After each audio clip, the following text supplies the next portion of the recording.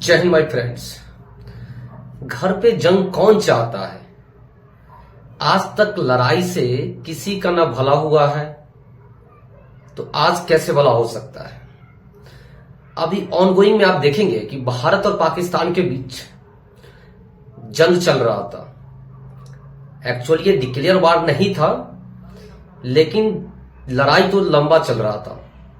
लेकिन आज अचानक शाम 6 बजे के आसपास मैसेज आता है कि दोनों देश सीज फायर करने पे सहमति बना दिए हैं।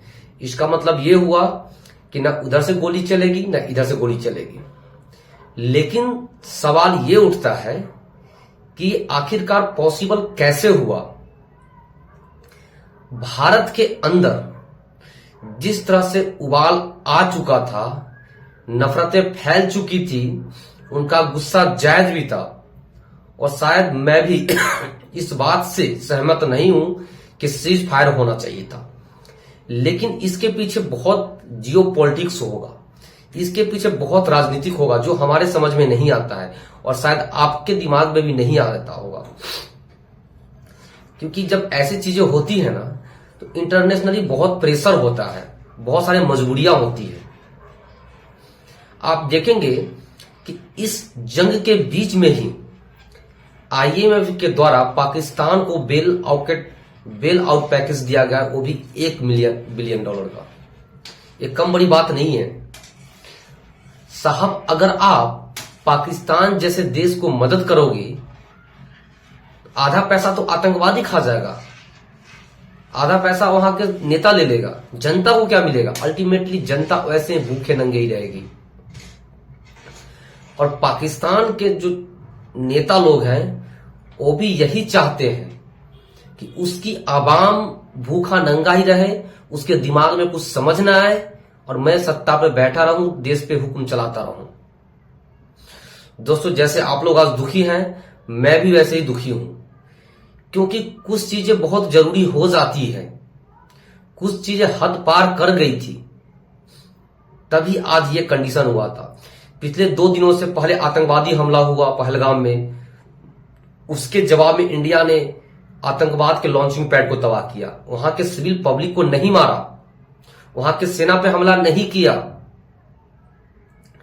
इसके बदले में वहां के सैनिक, वहां की सरकार इंडिया पे उल्टे बम और मिसाइल से गोले दागे, फाइटर जेट से गोले दागे। हालांकि इंडिया ने सारे निशाना को हवाई में ही निस्तो नाबूद कर दिया, क्योंकि इंडिया का एयर डिफेंस सिस्टम बहुत ही बेहतरीन है। और आज इस बात के लिए दुनिया भी लोहा मानती है कि इंडिया के पास बहुत बेहतरीन एयर डिफेंस सिस्टम है। लेकिन सवाल ये नहीं है दोस्तों, सवाल है कि हम कब तक एयर डिफेंस सिस्टम से खेलते रहेंगे। इंडिया ने भी बहुत सारे मिसाइल दागे हैं, उसके एयरफोर्स स्टेशन को उड़ाया है, बर्बाद किया, नेस्तनाबूद किया है। लेकिन जैसे उसको सजा मिलना चाहिए था वैसा सजा नहीं मिल चुका। उसको ऐसा सबक सिखाना चाहिए कि अगले 100 सालों तक आंख उठाने की जरूरत ना करे, आतंकवादी को पालने की हिम्मत और दुस्साहस ना करे। अगर इंडिया यहां रुक जाता है ना, तो उसका मनोबल फिर से बढ़ेगा। आज नहीं, 10 दिन बाद नहीं, 1 साल बाद, 2 साल बाद ऐसा करेगा ना कि इंडिया को दोबारा सोचना पड़ेगा। और हो सके तो केंद्र सरकार में इतना मजबूत गवर्नमेंट अगले टाइम ना भी हो। जैसे कांग्रेस के टाइम में इंडिया को सहना पड़ता था। इंडिया 26/11 का हमला हुआ, मुंबई अटैक हुआ, संसद भवन पे अटैक हुआ, हमारे फौजी भाइयों का सर काट के पाकिस्तान लेकर चला गया। इंडिया क्या किया था? कुछ नहीं किया था, बस सबूत देता रह गया। आज इंडियन गवर्नमेंट बहुत ही स्ट्रांग थी और बदला लेने के लिए बहुत सक्षम है। जिस तरह से इंडिया का जलवा पूरे विश्व में है, पूरे वर्ल्ड में है, आज इंडिया ये कर सकता था। लेकिन अचानक सा क्या हुआ, ट्रंप मोदी से बात किए, डोभाल से बात किए, वहां के पीएम से बात किया, रक्षा मंत्री से बात किया, जनरल से बात किया, क्या हुआ समझ में तो नहीं आया दोस्तों। और सब कुछ बेहतरीन चल रहा था। अगर से 2-3 दिन चल जाता ना, पाकिस्तान पूरी तरह से सफाया हो जाता या 2-4 टुकड़ों में बट जाता। मुझे तो बहुत अफसोस है दोस्तों कि पाकिस्तान को जितना पनिशमेंट मिलना चाहिए था उतना नहीं मिला। यहां पे बहुत बड़े बड़े जियो पॉलिटिक्स काम करते हैं। कल का बयान कुछ और आता है बड़े बड़े नेता का, आज कुछ और है। दोस्तों, हमें तो ऐसा लगता है कि इसके पीछे अमेरिका और चाइना का हाथ होगा, क्योंकि वर्तमान में जिस तरह से इंडिया ग्रो कर रहा है, ना तो चाइना, भले ही अमेरिका हमें से दोस्ती जैसा व्यवहार करे, लेकिन वो भी नहीं चाहता है कि उसके बराबरी में भी कोई खड़ा हो।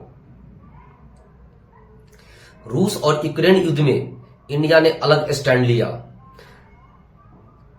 प्रतिबंध लगने के बाद भी इंडिया ने रसिया से व्यापार जारी रखा और हर मुद्दे पर इंडिया का अपना अलग स्टैंड होता है। हो सकता है उसका यह भी बदलाव भी होगा, लेकिन मैं तो कतई इस बात से सहमत नहीं हूं कि सीज फायर होना चाहिए था।